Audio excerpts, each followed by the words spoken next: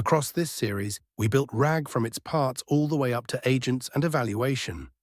This final lesson is about what goes wrong, the pitfalls that work beautifully in a demo, then break in production. And there's a pattern to them. Almost every RAG failure starts in retrieval, not generation. A weak retriever dooms even the best model. The good news is that these failures are specific and fixable. We'll cover the 4 that bite hardest: irrelevant context, bad chunk sizes, embedding drift, and complex multi-hop questions. Pitfall 1. Irrelevant context. The retriever returns chunks that look related but don't actually answer the question. The root cause is a subtle confusion. Similarity is not relevance. Cosine similarity finds text that resembles your query, not text that answers it. And a blunt top k makes it worse. You always pull k chunks, even when only one is useful, so noise and distractors ride along, and the model anchors on the wrong one. The highest ROI fix in all of RAG is a re-ranker. A cross-encoder re-scores the candidates for true relevance, and you keep only the best. Pair it with a relevance threshold. Return only chunks above a score, even if that means returning none, and letting the model honestly say, "I don't know." Pitfall 2. Chunk sizes. How you split your documents quietly decides whether retrieval works at all, and both extremes fail. Chunks too small lose their context. A lone sentence, "It rose 20%, is meaningless without knowing what it refers to. Chunks too large blur the embedding. One vector has to average many topics, so the specific point gets washed out and matches poorly. Naive fixed-size splitting makes it worse, slicing straight through sentences and ideas. Instead, chunk on natural boundaries, paragraphs and sections, with a little overlap. And the elegant fix is small-to-big retrieval.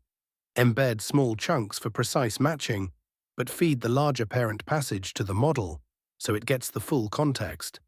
Pitfall 3. Embedding drift, where retrieval quality silently decays over time. It comes in 2 forms. The dangerous one is model drift. Embed your documents with one model, then your queries with another, and the vectors land in different incompatible spaces, so similarity becomes meaningless. The rule here is absolute. Queries and documents must use the same embedding model. Upgrade that model, and you must re-embed the entire corpus. The second form is staleness. The world changes, new terms appear, but your index doesn't, so it slowly rots out of date. The fix is discipline. Version your embeddings, monitor retrieval metrics over time to catch the decay early, and re-index as your data evolves.